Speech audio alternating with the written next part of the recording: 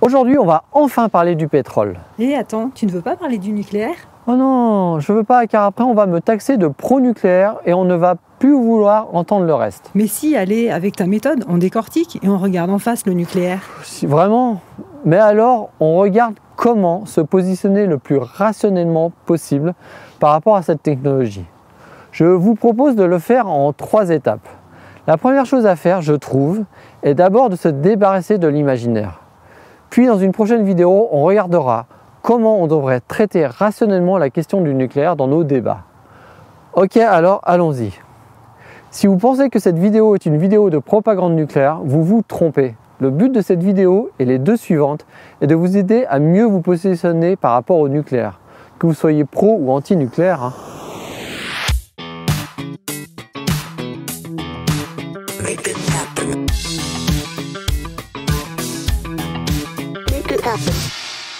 Abandonner son imaginaire sur les questions autour de l'écologie est, je trouve, une étape très difficile. D'autant plus que si vous vous intéressez à l'écologie, quasi l'intégralité des grandes ONG et les mouvements écolos qui nourrissent notre engagement se sont construits contre le nucléaire et ont donc nourri notre imaginaire autour du nucléaire. Si je vous dis le mot nucléaire, qu'est-ce qu'il évoque en vous? Je suis sûr que comme moi, vous imaginez bombe, explosion, Tchernobyl bon saké, irradiation, guerre, cancer. La plupart d'entre nous ont enregistré cet imaginaire ultra négatif. Cet imaginaire qui engendre une peur du nucléaire dans son ensemble, vient aussi du fait qu'on ne le comprend pas. Un bout de charbon qui brûle, c'est simple, et c'est comme dans la cheminée. Mais un atome qui fissionne, c'est compliqué franchement. À mon époque, on voyait ça en maths sup. Nous sommes collectivement très mal informés sur le nucléaire. Je rappelle que 34% des Français pensent que le nucléaire rejette beaucoup de CO2. Et chez les jeunes de 18 à 34 ans, en moyenne plus éduqués scolairement, ils sont 86% à penser que le nucléaire est nocif pour le climat. Alors qu'en réalité, c'est exactement le contraire par rapport à d'autres sources d'énergie. Ce qui est étonnant pour nous aujourd'hui, c'est de réaliser qu'au début, l'imaginaire du nucléaire était positif. Les centrales nucléaires étaient perçues comme une invention géniale qui pourrait sauver l'humanité. Mais ensuite, il y a eu des événements traumatisants liés au nucléaire comme Tchernobyl et Boule qui ont totalement changé la perception que l'on avait du nucléaire. Dans les années 50-60, les politiques américains et français ont opté pour des centrales électriques nucléaires à combustible uranium. Puis, avec la guerre froide, le monde a vécu avec la peur d'un conflit nucléaire. Peur bien légitime. Le choix technologique et la peur d'une guerre nucléaire ont brouillé les frontières entre le nucléaire civil et militaire et ont fait apparaître un rejet du nucléaire dans son ensemble. Vous rajoutez à cette situation explosive que les citoyens n'ont pas été consultés dans ces choix, ça rend l'adhésion autour du nucléaire bien compliquée. Une étude des linguistes Valérie Delavigne et Louis Guespin montre d'ailleurs que peu de Français séparent nucléaire civil et militaire, au point que la plupart des gens pensent qu'une centrale nucléaire peut exploser comme une bombe nucléaire, alors que c'est rigoureusement impossible. Guespin montre que si le mot nucléaire est mal perçu, il l'est encore plus quand il devient un adjectif, comme pour accident nucléaire. C'est un mot où chacun met un grand imaginaire personnel. Du coup, dans l'imaginaire collectif, être anti-nucléaire, c'est être anti-bombe nucléaire, anti-accident, anti-déchet. C'est penser aux générations futures et donc c'est bien. Par contre, si tu es pro-nucléaire, tu es perçu comme pro-bombe, pro-militaire, pro-pollution. Tu ne peux pas être écolo, tu es forcément un vendu à un méchant lobby. Les principales croyances autour du nucléaire sont les sujets suivants. Danger, risque, radioactivité, déchets et prolifération. Je vous propose de les décortiquer un par un. Le danger, ou plutôt les conséquences, c'est-à-dire les conséquences qu'aurait un accident, à ne pas confondre avec le risque, qui est un danger multiplié par une probabilité d'occurrence. Depuis le début du nucléaire civil, il n'y a eu que 2 accidents classifiés majeurs sur l'échelle INES, c'est-à-dire au niveau 7, le niveau le plus élevé de l'échelle internationale des événements nucléaires. Tchernobyl-Boké et Fukushima. La radioactivité n'a tué qu'une personne à Fukushima. Et le bilan de Tchernobyl-Murray reste très controversé. Les principales estimations sont les suivantes. OMS, 9 000 morts à terme. CIRC, 16 000. Le Torch, de 30 000 à 60 000. Greenpeace, 93 000. Ce sont les estimations de l'ensemble des morts qui peuvent être imputées à la catastrophe. Donc y compris les gens qui mourront d'un cancer en 2025, soit 40 ans après l'accident. Même les études commandées par les écologistes ou Greenpeace font un état d'un bilan inférieur à 100 000 morts. 100 000 morts. C'est donc le bilan grand maximum de l'ensemble des accidents nucléaires depuis l'origine. C'est horrible, évidemment. Là, devant de tels chiffres, je trouve que c'est important de s'interroger. Pourquoi on est plus attiré par telle ou telle étude? Si on est anti-nucléaire, on va être plutôt attiré par l'étude de Greenpeace, en se disant que l'OMS est vendue au lobby nucléaire. Et à l'inverse, si on est pro-nucléaire, on va considérer que Greenpeace dit n'importe quoi. Tant qu'on n'a pas lu les études, on est forcément un peu dans la croyance. Pourtant, toutes les études ne se valent pas. On a quand même des organisations neutres comme l'OMS ou les médecins des Nations Unies. Les estimations écologistes les plus sérieuses sont basées sur une extrapolation linéaire des décès à faible dose. Ce principe est loin d'être acquis. D'ailleurs, pourquoi ne l'appliquerait-on pas aux faibles doses induites par les examens médicaux courants en France? La réalité scientifique est qu'il est extrêmement difficile d'estimer le nombre de morts à terme dû à l'accident de Tchernobyl-Clinton. On peut même conclure que c'est impossible car les données n'existent pas toujours dans un bloc communiste qui s'est effondré. Et que suivre une population qui a été soumise à un risque faible est quasi impossible statistiquement. Bon, et puis, je n'ai jamais vu quelqu'un changer d'avis quand on débat sur le nombre de morts de l'accident de Tchernobyl-Gates. Je dirais même que c'est un débat inutile. La question par contre que ça soulève, faut-il disqualifier une technologie car elle a fait X milliers de morts? C'est une vraie question. À partir de combien de morts on doit interdire une technologie? Doit-on interdire la voiture car elle fait 1,3 million de morts chaque année sur les routes dans le monde? Faut-il interdire le nucléaire à cause des morts qu'il a générées? Avant de trancher sur le nucléaire, je vous propose de comparer avec une autre source d'énergie, l'hydroélectricité. On est tous pour l'hydroélectricité, une énergie renouvelable produite par des barrages, car c'est génial les barrages. Pourtant, la rupture du barrage de Banqiao en Chine en 1975 a fait entre 230 et 240 000 morts. Un seul barrage. Et il y en a eu d'autres. En France, le barrage de Malpasset en 1959 a fait 423 morts.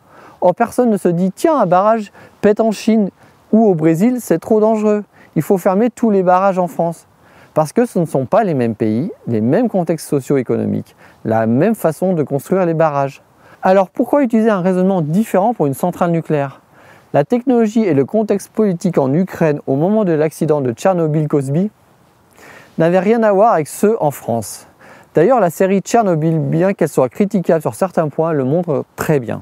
Maintenant, ne regardons plus le danger mais le risque, à savoir les conséquences multipliées par une probabilité. On s'aperçoit que le nucléaire est l'une des énergies les plus sûres. Le nucléaire cause entre 0,01 et 0,04 morts par térawattheure produit selon les sources.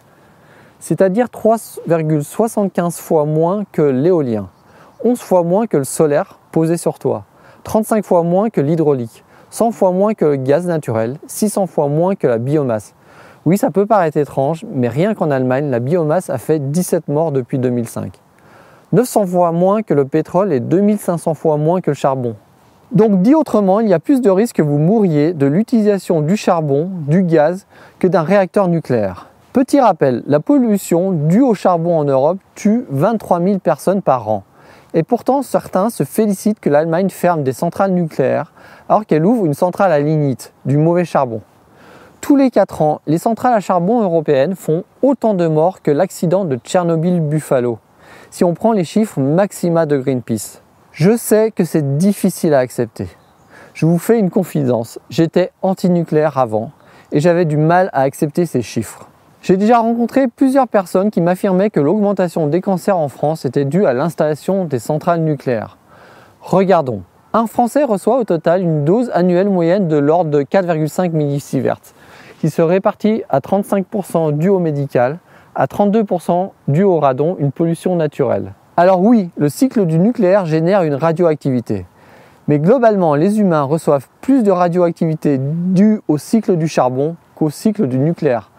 130 man-sieverts pour le nucléaire, de 5 à 160 pour la géothermie, de 670 à 1400 pour le charbon, soit entre 5 à 10 fois plus qu'une centrale nucléaire. Édifiant, non? Mais nous, Français, avec notre mode de vie, nous générons également des zones hautement radioactives ailleurs dans le monde. Si, des déchets qui viennent des reliquats d'extraction des terres rares, qui sont utilisés dans nos smartphones, dans les voitures électriques, et les aimants de certaines éoliennes. D'ailleurs, on essaye de s'en passer. Et je n'entends jamais quelqu'un dire qu'il faut interdire les smartphones à cause de la radioactivité sur les sites d'extraction des terres rares. Parce qu'il faut réaliser qu'on a en Mongolie intérieure, dans les mines d'extraction des terres rares, des zones bien plus radioactives qu'à Tchernobyl ou Fukushima. Donc oui, la radioactivité due aux activités humaines existe, mais les centrales nucléaires n'en sont pas la cause principale. Les centrales nucléaires génèrent des déchets comme toutes les sources d'énergie. Mais là, ce sont des déchets radioactifs et ça fait très peur. La majorité des déchets nucléaires produits en France est due aux centrales nucléaires. Une autre bonne partie vient de la recherche, de la défense et très peu du médical. Tous les déchets nucléaires ne se valent pas non plus. Il y en a à durée de vie assez courte et d'autres très longues. Et le problème est surtout lié aux déchets à vie longue que l'on doit donc stocker sur du long terme. Heureusement, cela représente une toute petite quantité, 0,2% du volume, mais qui concentre 96% de la radioactivité. Par an, on a 10 tonnes de déchets de haute activité en France. 10 tonnes pour 67 millions de Français, soit 0,15 grammes par Français. Ce ne sont donc pas des montagnes de déchets. Depuis le début du nucléaire en France, on a 3740 tonnes de déchets de haute activité. Mais 3740 tonnes, ça représente quoi? C'est l'équivalent d'une piscine olympique. Donc on a 96% de la radioactivité depuis le début du nucléaire français dans une piscine. Franchement, c'est gérable, non? À Cigéo, on va stocker les déchets de haute activité et de moyenne activité à vie longue, ce qui représente 99,8% de la radioactivité des déchets. Perso, je préfère les avoir en surface. On verra pourquoi dans la troisième vidéo. Vu qu'on est sur une réflexion sur l'imaginaire, regardez, quand on tape déchets nucléaires sur un moteur de recherche, on nous sort des images de ce genre, qui font grave flipper, et qui marquent notre imaginaire. D'ailleurs, celle-ci émane de France Inter. Bravo France Inter, la tête au carré en plus. Franchement, quelqu'un qui voit ça, c'est normal qu'il ait peur. Alors qu'en France, dans le projet Cigéo, on vitrifie les déchets nucléaires les plus radioactifs, puis on les conditionne dans des conteneurs en acier inoxydable qui ressemblent à ça. On est quand même loin de l'image précédente. Et ces conteneurs sont mis sous terre. Je ne suis pas en train de dire que les déchets radioactifs ne sont pas contraignants. On peut même conclure que c'est un inconvénient du nucléaire. Mais c'est un inconvénient qui se gère et qui doit être mis en perspective, ce que l'on fera dans la prochaine vidéo.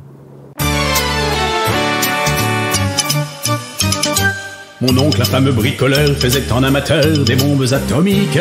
Sans avoir jamais rien appris, c'était un vrai génie, question de travaux pratiques. Est-ce aussi facile, comme le dit Boris Vian, de fabriquer une bombe atomique?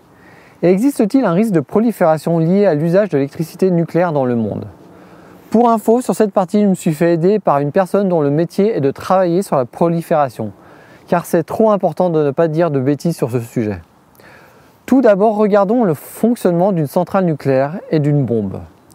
Tout repose sur la réaction en chaîne contrôlée, dans le cas d'un réacteur nucléaire, et volontairement incontrôlée pour une bombe. Cette réaction nécessite que la matière fissile, uranium-235 ou plutonium-239, soit présente en quantité suffisante et également en densité. Dans un réacteur nucléaire, on utilise donc de l'uranium faiblement enrichi en uranium-235 à environ 4%. Dans une arme, on augmente au maximum la densité de la matière fissile. On a donc besoin soit de plutonium-239, soit d'uranium hautement enrichi en isotope 235 à plus de 90%. Alors prolifération ou pas? Dans le sens, est-ce que l'augmentation du nombre de centrales nucléaires dans le monde va forcément aboutir à plus d'armes nucléaires? En fait, ce qu'il faut retenir, c'est que l'on n'a pas besoin de réacteurs nucléaires. Il suffit d'enrichir, c'est-à-dire d'augmenter la proportion d'uranium-235 par rapport à l'uranium-238, en utilisant des technologies comme par exemple l'ultracentrifugation. Et enrichir à 4% ou 90%, c'est la même technologie. Il faut juste faire circuler l'uranium dans les centrifugeuses dans une configuration qui permet d'arriver à cette qualité. C'est d'ailleurs pour cette raison que l'accord passé avec l'Iran a demandé à ce que le taux d'enrichissement soit limité à un certain pourcentage. Et surtout à ce que les matières soient contrôlées. Pour obtenir une arme avec un réacteur nucléaire, il faudrait soit détourner le combustible frais pour récupérer l'uranium et l'enrichir, soit faire fonctionner le réacteur, produire du plutonium et détourner le combustible irradié au bon moment pour le retraiter et récupérer le plutonium. Dans les deux cas, l'usage et le fonctionnement de la centrale sont dévoyés pendant plusieurs mois, voire années. Et ça se voit. C'est d'ailleurs le rôle de l'AIEA de surveiller le bon usage du nucléaire civil, de comptabiliser les matières et éviter tout détournement. et l'AIEA a reçu le prix Nobel de la paix 2005 pour ce rôle. Il reste néanmoins une troisième possibilité, acheter au marché noir. Après tout, la mafia vend tout ce qui s'achète et les stocks de matières de qualité militaire sont gigantesques. La réalité, c'est que même s'il y a eu des acheteurs dans le passé, il n'y a jamais eu de vendeurs, y compris après l'effondrement de l'URSS. Les stocks de matières et d'armes sont très bien protégés. Alors revenons à Boris Vian. Est-ce facile de fabriquer la matière pour faire des bombes atomiques? Oui et non. Théoriquement, c'est facile, il suffit d'enrichir. Pratiquement, non. Si l'on reprend l'enrichissement de l'uranium par ultracentrifugation, les centrifugeuses sont des machines complexes et très capricieuses. Elles tournent à plus de 60 000 tours par minute quand même. Une grosse partie de leurs composants sont sur la liste des matériels contrôlés en exportation. Pour faire fonctionner correctement des centrifugeuses, il faut plusieurs années de programmes clandestins. Et puis ce n'est pas parce qu'un pays produit la matière qu'il est capable de l'utiliser pour réaliser une bombe. De nombreuses autres technologies et connaissances sont nécessaires pour y parvenir. En résumé, si un État a du nucléaire civil et qui veut faire une bombe, il faut qu'il ait des infrastructures pour fabriquer lui-même son combustible, ce qui n'est pas gagné, et doit filouter les inspections de l'AIEA pendant des années. S'il veut réussir cela, il vaut mieux posséder des centrifugeuses qu'un réacteur. Si c'est un groupe extrémiste qui veut faire une bombe il faut qu'il vole de l'uranium avant qu'il ne soit mis en service, puis l'enrichisse grâce à des centrifugeuses extrêmement difficiles à se procurer et à utiliser. Ou alors, ils doivent trouver un moyen de récupérer et manipuler du plutonium hautement radioactif dans les déchets de la centrale, ce qui n'est pas chose aisée. Dans les deux cas, on peut se poser la question, n'y a-t-il pas plus simple pour semer le chaos? Une arme biologique, c'est certainement capable d'engendrer des dégâts tout aussi considérables pour un investissement en temps, équipement et compétences bien inférieurs. Reste le problème potentiel d'actes de terrorisme, où des personnes pourraient saisir des déchets nucléaires d'une centrale pour l'éparpiller à des endroits dangereux. Il reste donc cet éventuel risque dans les pays instables, mais franchement une attaque chimique c'est bien plus facile et tout aussi horrible qu'on a pu le voir en Syrie. Le fonctionnement d'une centrale nucléaire et sa gestion de déchets sont difficiles à comprendre. Il faut donc être modeste dans nos affirmations. J'ai dû faire corriger ma vidéo par plusieurs experts du nucléaire qui eux-mêmes étaient modestes dans leur compréhension de toute la chaîne du nucléaire. Devant cette incompréhension partielle, il faut accepter que nous sommes un peu dans la croyance et que cette croyance est nourrie par l'imaginaire. Il faut donc dépolluer notre imaginaire pour pouvoir se positionner rationnellement face au nucléaire. Est-ce que cela veut dire que c'est idiot d'être contre le nucléaire? Non, car c'est une solution qui, comme toutes les productions énergétiques, apporte son lot d'inconvénients. Dans la prochaine vidéo, on va justement regarder droit dans les yeux les avantages et les inconvénients du nucléaire. Et attendez la fin de cette petite série pour vous faire votre avis final sur le nucléaire. Allez, tout de bon! Hey, pensez à vous abonner et à cliquer sur la petite cloche!